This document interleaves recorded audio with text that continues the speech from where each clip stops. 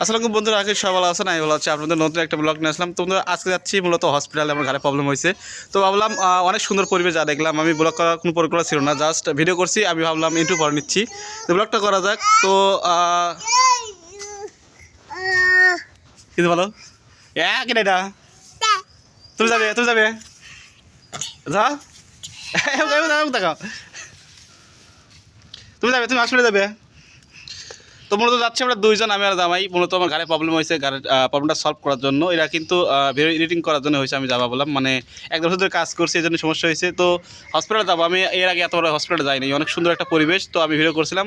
তো চলুন ব্লগটি স্টার্ট করি। A few moments later. তো আমরা খুব ভোরে বাইরে থেকে রওনা হয়েছিলাম। তারপরে 6টার সময় কিন্তু পেয়ে যাই এখানে, মানে একবার ভোরে রওনা দিয়েছিলাম বাইরে থেকে।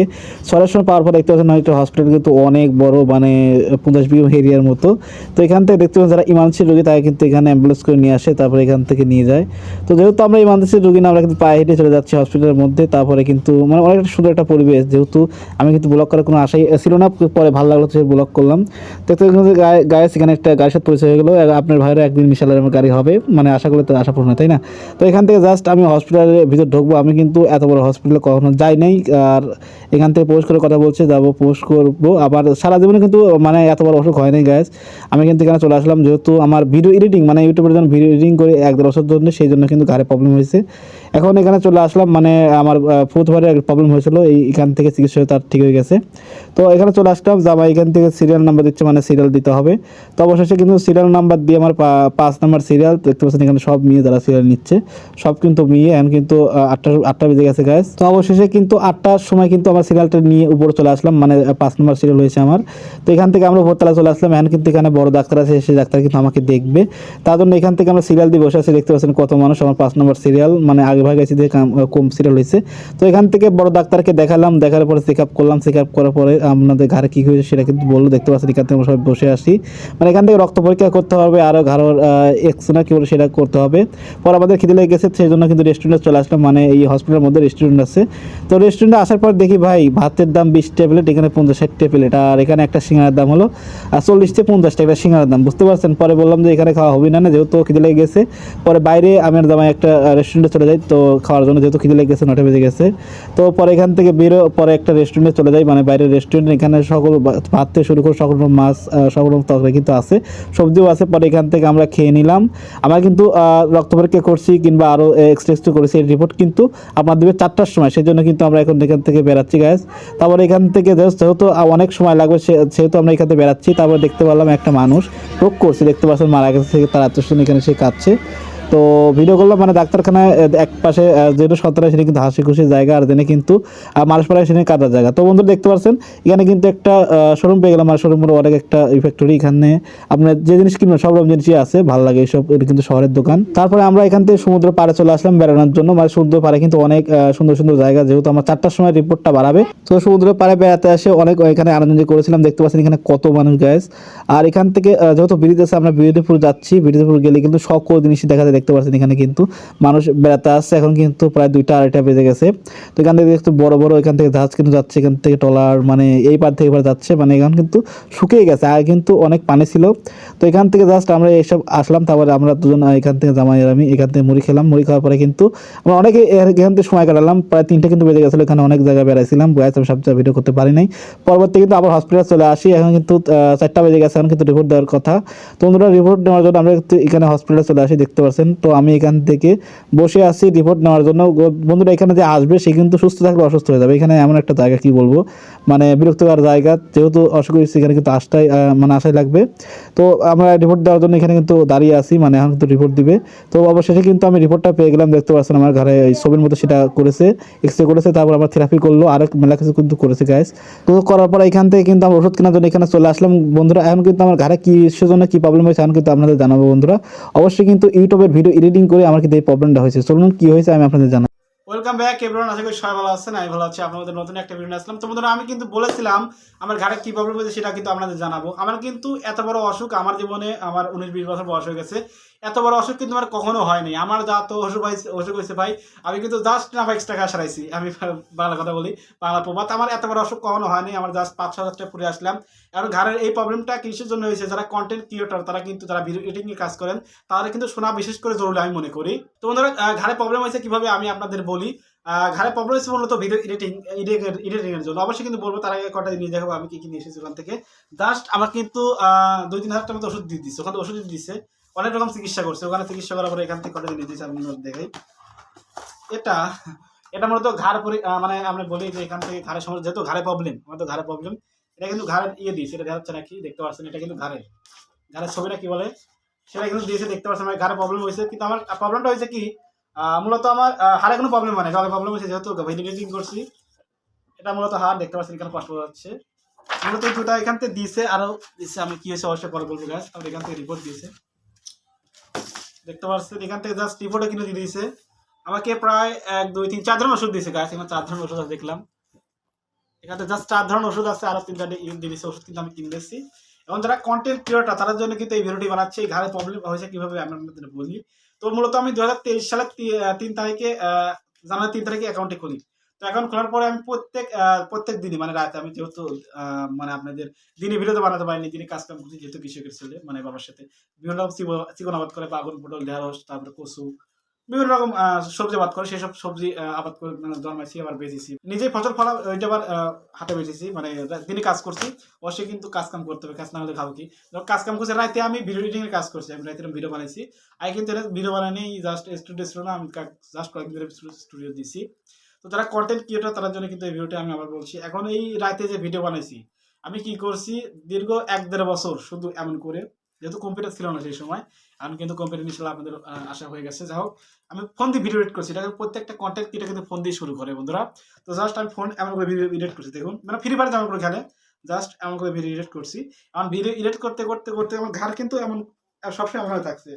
এই জায়গায় এই রগে প্রবলেম হয়েছে, মূলত এই রগে প্রবলেম হয়েছে। আমার ঘাড়ে কোনো প্রবলেম নেই, রগে টান লেগে 1-1.5 বছর, বুঝতে পারছেন, প্রত্যেক রাত 12টার মতো আমি কাজ করছি, 6-7 ঘন্টা ভিডিও এডিটিং। মানে আমি যখন ফ্রি ফায়ার গেম খেলে কি আপনি অন্য কোনো তাকানোর সময় পান, কেউ যদি ফোন দেয় আপনি কিন্তু রেগে যান, ঠিক সেই রকমই কিন্তু ভিডিও এডিটিং এর একটা কাজ করতে হয়। তো জাস্ট আমি 1-1.5 বছর এমন করে কাজ করছি, বা 6-7 ঘন্টা করে। সেই জন্য আমার ঘাড়ে প্রবলেম হয়েছে। পরে আমার আবেদন আমাকে বললাম, যার সাথে আমি গেছিলাম, দেখতে পারলেন, সে কিন্তু অনেক দক্ষ একটা মানুষ, মানে চিকিৎসার দিক দিয়ে অনেক দক্ষ একটা মানুষ। তো তার সাথে গেলাম, তো আমি বললাম যে তোমার ঘাড়ে তো কোনো বোঝা টোঝা না, প্রবলেম হয়েছে কি। তো বললাম এই যে টাইসি আসতেছে, তারপরে এখান থেকে একটু ব্যথাচ্ছে। তো তিনি বুঝে গেল, বললো কি কাজ করো, যেটা টাইসি আসার কথা লাগে, এটা বোঝা টোঝা নিলে সেই সব ব্যথা লাগে। তো বললাম, পরে সত্যি কথা বললাম, এই কাজ করি আমি, বিষয় হচ্ছে ভালো। এখন ও তো বিষয়টা তাহলে তোমার রগে প্রবলেম আছে, হাড়ে কোনো প্রবলেম নাই। পরে আমার সাথে গেলাম, ওখানে সেই কথাগুলো রক্ত পরীক্ষা করলো, তারপরে এখান থেকে যে এক্সট্রা নাকি বলে ছবি তুললো, তারপরে আরো এখান থেকে থেরাপি কিন্তু ওইটা কিন্তু ভালো লাগলো। থেরাপি দিল ওখান থেকে, থেরাপি তাও ওখান থেকে অনেক ধরনের থেরাপি করলো, মানে এখান থেকে গানে মালিশ করে দিল, তারপর বিভিন্ন রকম ব্যায়াম আছে, ব্যায়াম করালো।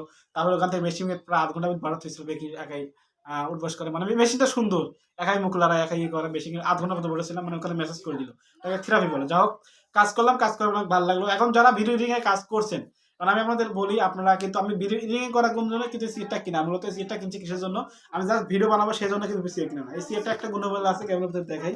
তো জাস্ট আমি যখন ভিডিও এডিট করি, আমি ভিডিও এমন করে এডিট করছি, আমি এডিট করি কেমন করে আমি আপনাদের দেখাই। আমি কিন্তু এখন 4 মাস ধরে এডিট করছি এমন করে, আমি কিন্তু মানে শুয়ে থাকার মতো, এখান থেকে সব রকম করা যায়। আমি কিন্তু ভিডিও এডিট করছি এমন করে, মানে আগে শুই থেকে কিন্তু ভিডিও এডিট করা যায়, একবারে মাথাটা লেগে যায়। জাস্ট এটা কিন্তু আধা শোয়া রয়েছি। আমি কিন্তু ভিডিও এডিট করি এখন এমন করে গাছ, এখন কিন্তু ভিডিও এডিট করি এমন করে, এখন কিন্তু আমার ঘাড়ে কোনো রকম প্রবলেম হয় না গাছ। আমি কিন্তু এই জন্য মূলত এই সিটটা কিনা। যখন আমার টিম মেম্বারকে আমি বলি যে আমার তো প্রবলেম হয়েছে, এখন বিভিন্ন বিষয়, এখন তিনি আগে বলছে টেপটে অনেক মানে জীবনে টাকা পয়সা অনেক ইনকাম করতে পারবে যদি বেঁচে থাকো। এখন তারও কিন্তু গেমিং চেয়ারটা আছে, তার তিনি আমাকে পরামর্শ দিল যে তুমি একটা গেমিং চেয়ার কোনো যেটাই হোক, গেমিং চেয়ার কিনলে তোমার এই ভিডিও এডিটিং আমরা এমন করে করি। আমার ঘরে প্রবলেম ছিল, তো আমি যখন ভিডিও এডিটিং এমন করে শুরু থেকে করার চেষ্টা করলাম, তারপরে কিন্তু আমার ঘরে প্রবলেমটি সলভ হয়ে গেছে। তো জাস্ট আমি কি করলাম, আমি কোনো কিছু ভাবার চিন্তা করলাম না, আমি প্রায় 200 টাকার মতো দিয়েছি, এটা কিনি, যেহেতু ইউটিউব থেকে ইনকাম করছি। এখন আমি একটা কথা বলি, আপনি যদি এই ফোন মনে করি, ফ্রি ফায়ার মানুষ অনেকদিন খেলে এমন করে, কারণ এই ফ্রি ফায়ার খেলে যদি আপনার ঘরে প্রবলেম হয়, সেক্ষেত্রে আমরা ভাবি রিয়াকশনটা কিরকম হবে। 5-6 হাজার টাকা যদি ভাবতে চান যে ভাই আমার ফোনটি প্রবলেম হয়েছে, তাহলে কি করবে এগুলো বুঝতে পারছেন? বাইরে থেকে নিচে নামিয়ে দিবে। আর আমি যেহেতু নেট থেকে আমি ইনকাম করি, ইউটিউব থেকে যেহেতু ইনকাম করি, ইউটিউব থেকে ইনকাম করে অনেক কিছুই করেছি। আমি কিন্তু অনেক আমার চ্যানেল কিন্তু ৪ টা, জাস্ট ২টা চ্যানেল মনিটাইজ চালু হয়েছে। একটা হলো আমি একটা ১১কে সাবস্ক্রাইবারের নাম বলতে চাচ্ছি না। আর একটা হলো শেখপুর টেক। তো চ্যানেল দেখে আসতে পারেন। তো ওইখান থেকে কিন্তু আমি অনেকটা ইনকাম করছি, ১,০০,০০০ টাকার উপরে ইনকাম করছি। তো বন্ধুরা, যারা কনটেন্ট ক্রিয়েটর আছেন তারাও কিন্তু অবশ্যই আমার লাইন ভুল করবেন না। ভুল করলে কিন্তু আপনার প্রবলেম হবে। ভাই জীবন আগে। আপনি কিন্তু বেঁচে থাকলে কিন্তু অনেক কিছু করতে পারবেন। জীবন আগে আবার জীবন বাঁচাতে হবে। সেজন্য কি করবেন? আপনি কিন্তু ভিডিও এডিটিং এমন করে না করে, যেহেতু আমি ভুল করছি, যেহেতু আমি জানতাম না, আমাকে কেউ সাজেস্ট করে। তো গ্রামের কোনো মানুষ এই কাজ করে না, কিন্তু আমি কার থেকে পরামর্শ নেই নাই। জাস্ট নিজে নিজেই মানে নিজে ইউটিউবে শুরু করছি। ইনশাআল্লাহ সাকসেস, আপনাদের ভালোবাসায় সাকসেস হয়ে গেছে। এখন জাস্ট করলাম যে টাকা পয়সা তো অনেক ইনকাম করতে ভাই। টাকা পয়সা দিয়ে যদি বেঁচে থাকে অনেক ইনকাম করতে পারবো, ইউটিউব থেকে ইনকাম করতে পারবো। যেহেতু আমাকে বাঁচতে হবে, তার জন্য সিটটা কিনছি। সিটটা কিনে মেইন উদ্দেশ্য হলো গাছ দেখতে পাচ্ছেন, কিন্তু এখানে কিন্তু সব রকম হয়, দেখতে পাচ্ছেন।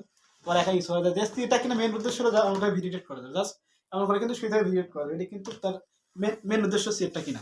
তো বন্ধুরা, যারা কন্টেন্ট ক্রিয়েটর আছে তারা এভাবে ভুল করবেন না। যারা অবশ্যই, আমিও যেহেতু আমার কিছু ছিল না, আমার ইউটিউব থেকে সব ইনকাম করে সব কিছু করা, সব আমি 2 স্মার্টফোন কিনছি। আমি আপনাদের চাইছি আগে স্যামসাং S10 কিনেছিলাম। তারপরে আমি iPhone 16 দিয়ে ওটা দিয়েছিলাম। ওরা কিন্তু রেডমি ফোন কিনেছিলাম, দেখাচ্ছি।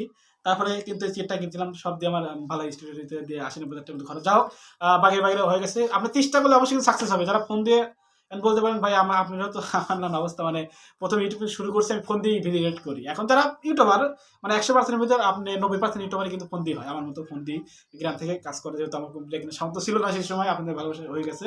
তো এখন কি করবেন? আপনি কিন্তু ফোন দিয়ে এডিট করবেন। আপনি চাইলে কিন্তু একটু যেমন আপনি যেমন করে যাতে এমন করে শুয়ে থেকে এডিট করা যায়, কিংবা আপনি খাটে বসে এডিট করবেন, বসে থেকে এডিট করা যাবে। আপনি চাইলে কিন্তু এমন করে এডিট করতে পারেন, মানে এরপর একটা হাত থেকে এমন করে এডিট করবেন। এমনকি এডিট করলে কিন্তু আপনার ঘাড়ে রগে টান লাগবে, আপনার কিন্তু প্রবলেম হতে পারে। গাইস, আমি আপনাদের আগে থেকে সতর্ক করে দিচ্ছি।